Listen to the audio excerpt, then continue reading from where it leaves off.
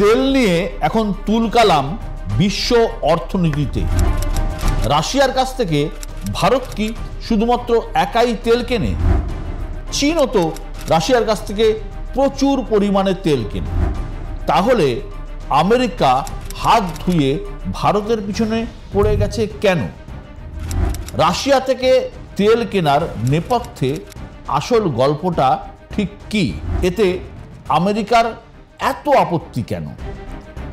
Donald Trump আর Vladimir পুতিনের মধ্যে deal হলো কি না তা নিয়ে দিল্লির মাথা ব্যথার কারণটাই বা কি? রাশিয়ান ইউক্রেন যুদ্ধের সঙ্গে ভারতের অর্থনীতির কি সম্পর্ক? আজ এইসব প্রশ্নেরই উত্তর দেব আপনাদের।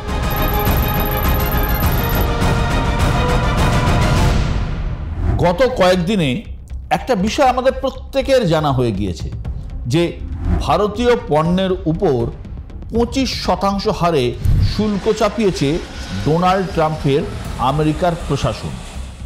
হুমকি দিয়েছেন রাশিয়া থেকে ভারত যদি তেল কেনা বন্ধ না করে তাহলে আরও 25% অতিরিক্ত শুল্ক চাপবে শাস্তি হিসেবে।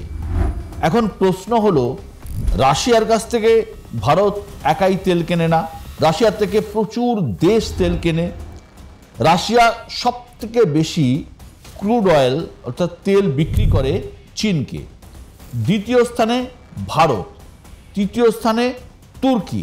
এছাড়াও আরও অনেক দেশ রয়েছে যারা রাশিয়ার কাছ থেকে তেল কেনে। কিন্তু এই হুমকি ট্রাম্প বেজিং বা আঙ্কারাকে না দিয়ে দিল্লিকে দিচ্ছে কেন? এর পিছনে কারণটা কি? কোন রহস্য মিশে আছে এই তেলের বাণিজ্যের মধ্যে?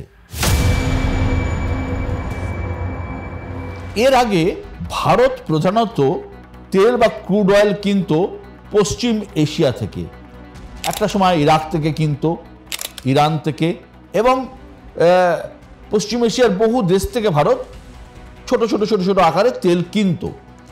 এখন ইরাক, ইরান, সৌদি আরব, অনেক অনেক দেশ আছে। 2022 সালে ইউক্রেন এবং রাশিয়ার মধ্যে যুদ্ধ শুরু হওয়ার পর গোটা পৃথিবীর তেলের সমীকরণটা বদলে যায়। কীরকম? ইউক্রেনে হামলা করার জন্য রাশিয়ার বিরুদ্ধে শাস্তিমূলক ব্যবস্থা নিতে শুরু করে ইউরোপের বিভিন্ন দেশ, তারা ইউক্রেনের পাশে দাঁড়িয়েছিল। তারা করে কি? তারা রাশিয়া থেকে, ইউরোপের বিভিন্ন দেশ রাশিয়া থেকে তেল কেনা বন্ধ করে দেয়। কারণ রাশিয়ার ব্যবসা, রাশিয়ার অর্থনীতিকে ধাক্কা দেওয়া ছিল তাদের প্রধান লক্ষ্য। তো রাশিয়া ধাক্কাও খায়, এমন নয় যে রাশিয়া ধাক্কা খায়নি। তাদের তেলের মার্কেটে চাহিদা কমে যায় এবং ক্রেতা কমে যায়। এই বিপুল পরিমাণ তেল তারা বিক্রি করবে কোথায়? এই নিয়ে একটা প্রশ্ন দেখা দেয়। তখন আসরে নামে ভারত। ডিসকাউন্টে ভারতকে তেল বিক্রি করতে শুরু করে রাশিয়া। মানে আন্তর্জাতিক বাজারে অপরিশোধিত বা ক্রুড অয়েলের যে দাম, তা থেকে ভারতকে তেল বিক্রি অনেক কম দামে রাশিয়া তেল বিক্রি করতে শুরু করে। প্রতি বছর ভারতকে লক্ষ লক্ষ কোটি টাকার তেল কিনতে হয়। এমনি একটা উদাহরণ দিচ্ছি, রোজ আমাদের দেশে যতটা তেল লাগে, যে পরিমাণ তেল লাগে, তার 80% তেলই আমাদের কিনতে হয় পৃথিবীর বিভিন্ন দেশ থেকে। আগে পশ্চিম এশিয়া থেকে বেশিরভাগটা আসতো, এবারে 2022 সালের পর থেকে রাশিয়া থেকে বেশিটাই আসতে শুরু করে।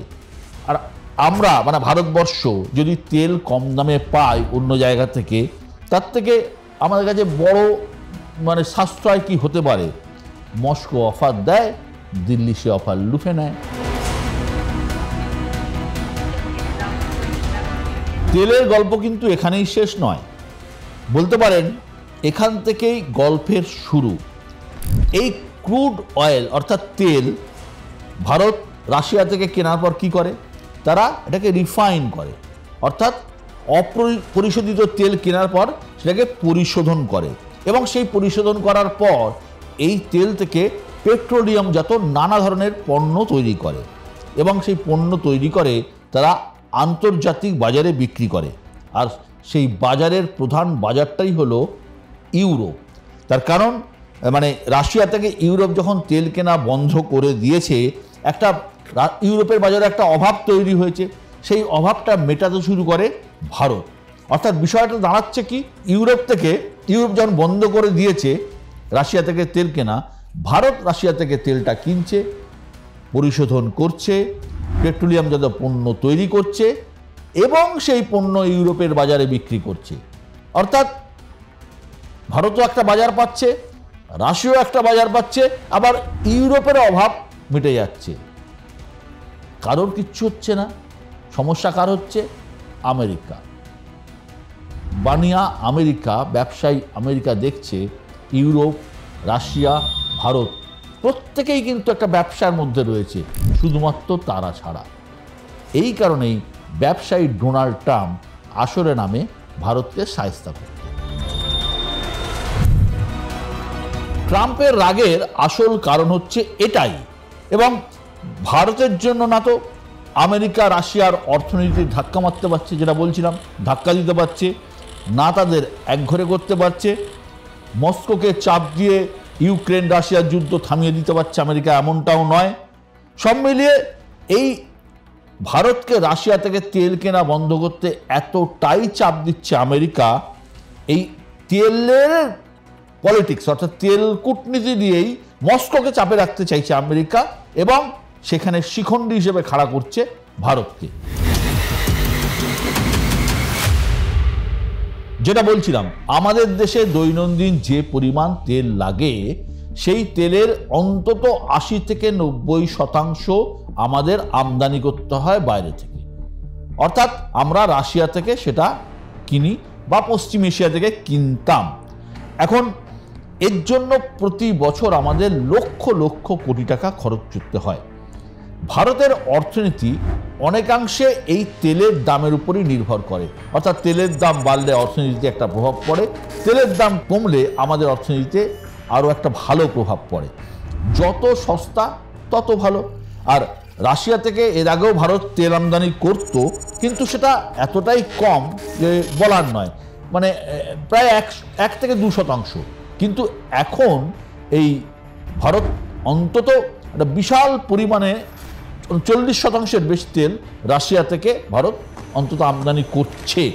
এখন 2025 সালে আমরা যে ক্রুড অয়েল বাবদ রাশিয়াকে কত টাকা দিয়েছি জানেন?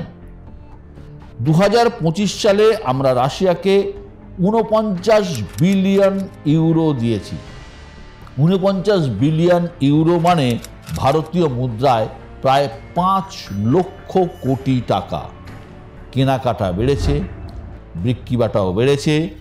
গত 3 বছরে ইউরোপে ভারতীয় পেট্রোলিয়ামজাত পণ্যের বিক্রি বেড়েছে প্রায় 10%। অর্থাৎ আমরা সস্তায় তেল কিনছি, সেই তেল দিয়ে আমরা পেট্রোলিয়ামজাত পণ্য তৈরি করছি, সেটাই আমরা আবার ইউরোপের বাজারে বিক্রি করে তার লভ্যাংশ তুলছি। 10% কথা বলছিলাম। অর্থাৎ সব মিলিয়ে আমাদের অর্থনীতিও সচল হচ্ছে, রাশিয়ার অর্থনীতিও সচল রয়েছে। আর এইটা ইউরোপ যেটা স্থিতাবস্থা চলছে, আর এই স্থিতাবস্থায় ঘেঁটে দিতে চান ডোনাল্ড ট্রাম্প। এখন প্রশ্ন হলো, ট্রাম্প যদি চাপ বাড়াতেই থাকে, ভারতের কাছে কি কি অপশান, কি কি উপায় আছে, ভারত কি কি করতে পারে? প্রথম অপশান হচ্ছে, আমেরিকাকে পাত্তাই দিলাম না, তোরা যা বলছিস করে যা, আমরা আমাদের মতো কাজ করে যাচ্ছি। সেক্ষেত্রে কি হবে? গোটা পৃথিবীর কূটনীতিতে আমেরিকার মতো এক শক্তিশালী দেশের সঙ্গে ভারতের সম্পর্ক কিন্তু আরও খারাপ হবে, এবং এর ফায়দা তুলবে পাকিস্তান। কারণ দীর্ঘদিন ধরে পাকিস্তান যেটা চাইছে, পাকিস্তানের বালুচিস্তান প্রদেশে মাটির নিচে কিন্তু একটা বিশাল পরিমাণে তেলের ভান্ডার রয়েছে, এবং পাকিস্তানের ওই এলাকা কিন্তু খনিজ সম্পদে ভরপুর। পাকিস্তান চেষ্টা করবে ওইখান থেকে তেল উত্তোলন করার পরে তা আমেরিকাকে বিক্রি করা। আমেরিকাও সেই চেষ্টা করবে, কারণ ভবিষ্যতে তেলের একটা ভান্ডার তো পাকিস্তানে রয়েছে। তো চীনও পাকিস্তানকে হাওয়া দেবে, তার কারণ চীনও চায় ভারত কিছুটা দুর্বল অবস্থানে থাকুক। অর্থনৈতিকভাবে সেটাও ভারতের পক্ষে খুব একটা লাভজনক জায়গা থাকবে না। আর এখন রাশিয়া ভারতকে যে ডিসকাউন্ট দিচ্ছিল এর আগে, এখন অতটা ডিসকাউন্টও ভারতকে কিন্তু দিচ্ছে না। এখন সম্ভবত ব্যারেল পিছু $3 থেকে $4 ডিসকাউন্ট দিচ্ছে। ফলে রাশিয়ার থেকে তেল কেনা যদি আমরা বন্ধ করে দিই তাহলে খুব একটা ক্ষতি নেই, কিন্তু ক্ষতিটা অন্য জায়গায়। হয়তো অর্থনৈতিকভাবে আমাদের ক্ষতি হবে না, কেননা ক্ষতি বিরাট যে হয়ে যাবে তা নয়। তার কারণ ট্রাম্প যদি 25% চাপিয়েছে, আরও 25% চাপায়, তাহলে কিন্তু একটা অনেক বড় ধাক্কা হবে। কারণ আমেরিকার যে মার্কেট, সেই মার্কেটে ভারতের প্রচুর পণ্য, কৃষিজ পণ্য, বিভিন্ন পণ্য, সেটার যে রপ্তানি আমরা করি, সেখান থেকে একটা প্রচুর পরিমাণে মানে পয়সা আমরা রোজগার করি, এবং আমাদের অর্থনীতির একটা বড় অংশ কিন্তু ওই জায়গার ওপর নির্ভর করে। আমাদের এক্সপোর্টের প্রায় 18% আমেরিকাতে যায়। তেল কেনা বন্ধ করলে হয়তো রাশিয়ার সাথে ভারতের সম্পর্ক খারাপ হবে, যে আমরা এই অবস্থায় তেল কেনা বন্ধ করে দিলাম। কিন্তু তার থেকেও যেটা খারাপ হবে, গোটা পৃথিবীর সামনে এমন একটা ভাবমূর্তি তৈরি হয়ে যাবে ভারতের, যে আমরা আমেরিকার ভয়ে, আমেরিকার দাদাগিরির ভয়ে রাশিয়া থেকে তেল কেনা বন্ধ করছি। পাশাপাশি আরেকটা বিষয় জানতে হবে যে রাশিয়া আমাদের বহু দিনের মিত্র, পার্মানেন্ট বন্ধু। সেখানে আমেরিকা আমাদের সাথে খুব বেশি দিনের বন্ধু কিন্তু নয়, এবং যেখানে ডোনাল্ড ট্রাম্পের মতো একটা লোক রয়েছে, সুতরাং এই বন্ধুত্ব কতটা চিরস্থায়ী হবে সে নিয়ে একটা সন্দেহ থাকছে। সুতরাং ভারতের অবস্থান এই মুহূর্তে খুব খারাপ জায়গায় কিন্তু নয়। তার কারণ রাশিয়া থেকে ভারত এক্ষুনি তেল কেনা বন্ধ করবে বলে অন্তত আমার মনে হয় না।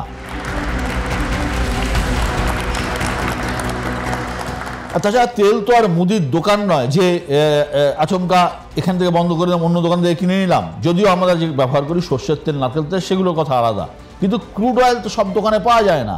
তো এই যে তেলের বাজার অত্যন্ত জটিল।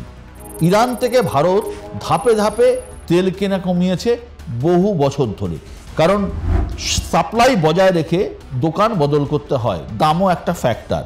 এর জন্য প্রচুর হিসেব নিকেশ করতে হয়। ভারত যদি হঠাৎ করে রাশিয়া থেকে তেল কেনা বন্ধ করে দেয়, তাহলে ভারত তেল পাবে কোথা থেকে? পশ্চিম এশিয়ার যে দেশগুলো এখন বর্তমানে পৃথিবীর বিভিন্ন দেশকে তেল বিক্রি করে বা তেলের সাপ্লাই লাইনকে চালু রেখেছে, তারা তো আচমকা সেই জায়গা বন্ধ করে ভারতকে তেল দিয়ে দেবে না। অর্থাৎ একটা বিরাট ঘাটতি তৈরি হবে এবং একটা মানে ডিস্টেবল পজিশনে চলে আসবে, যেখানে কোনো স্টেবিলিটি থাকবে না। তখন কিন্তু তেলের দাম বেড়ে যাবে এবং ভারতীয় অর্থনীতিতেও কিন্তু একটা বড় ধাক্কা আসবে, এবং যার ধাক্কা ভারত শুধু নয়, পৃথিবীর বিভিন্ন দেশের ওপর গিয়েও পড়বে। সবশেষে যে প্রশ্নে আসতেই হয়, আলাস্কায় বৈঠক হলো আমেরিকা আর রাশিয়ার মধ্যে। ডোনাল্ড ট্রাম্প আর ভ্লাদিমির পুতিন তারা বসে আলাস্কাতে বৈঠক করলেন। ট্রাম্পের ভাষায় বলতে গেলে বৈঠকে দুপক্ষের মধ্যে কোনো ডিল হয়নি, মানে রাশিয়া ইউক্রেন যুদ্ধ নিয়ে কোনো রকম সমাধান সূত্র বেরিয়ে আসেনি। বোঝাই যাচ্ছে আলোচনা কিন্তু এখনো চলবে। এখন ভারতীয় হিসেবে আমাদের প্রশ্ন হলো, এই বৈঠকের ফলাফলে আমাদের কি খুশি হওয়া উচিত? আমরা কি ভালো অবস্থানে থাকলাম? আমরা কি নিশ্চিত হলাম? নাকি আমাদের চিন্তা বাড়া উচিত? গোদা বাংলায় বলতে গেলে এই বৈঠক যে হয়েছে সেটা আমরা খুশি, সে নিয়ে কোনো সন্দেহ নেই। দুই রাষ্ট্রপ্রধান কথা বলেছেন, খাওয়া দাওয়া করেছেন, পুতিন ট্রাম্পের গাড়িতে চড়েছেন, ভালো মুড নিয়ে দুজনে বাড়ি ফিরেছেন। তার মানে আপাতত ট্রাম্পের রেগে যাওয়ার কোনো সম্ভাবনা নেই।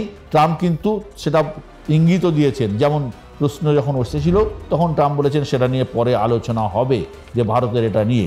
এখন ভারতের ওপর শুল্ক চাপানোর ব্যাপারে 25%-এর সঙ্গে আরও 25% চাপানোর আগে ট্রাম্প নিশ্চয়ই আবার কিছুদিন ভাববেন। সেই সুযোগে ভারতও আগামী কয়েক মাস নিশ্চিতভাবে রাশিয়ার কাছ থেকে তেল কিনে যাবে। সমস্যা একটাই, যে ব্যক্তিটির নাম ডোনাল্ড ট্রাম্প। কখন কি করেন, কখন কি বলেন, কোনো বিশ্বাসযোগ্যতা নেই এবং কোনো স্থিরতা নেই। আজকে যা বললেন কালকে আবার অন্য কথা বলতে পারেন। বিশ্ব রাজনীতিতে, আন্তর্জাতিক রাজনীতিতে ট্রাম্প এবং পুতিন এই দুয়ের বৈঠক অত্যন্ত তাৎপর্যপূর্ণ। আর এই বৈঠকের দিকে গোটা পৃথিবীর যেমন নজর ছিল চীন, নজর ছিল পাকিস্তানের, এবং আজকের দুনিয়ায় দাঁড়িয়ে আমরা যে যা অবস্থান দেখছি সেই জায়গায় রাশিয়া ইউক্রেন যুদ্ধ আচমকা থেমে যাওয়ার সম্ভাবনা যেমন নেই, তেমনি ভারতীয় অর্থনীতিতে এক্ষুনি যে বিরাট মানে কালো ঘনঘটার মেঘ ছড়িয়ে পড়েছে তেমন সম্ভাবনাও কিন্তু কম। আপাতত কূটনীতির বল কে কতটা দুপায়ে এগোয়, কে কতটা পিছোয়, তার উপরই অনেকটা নির্ভর করছে।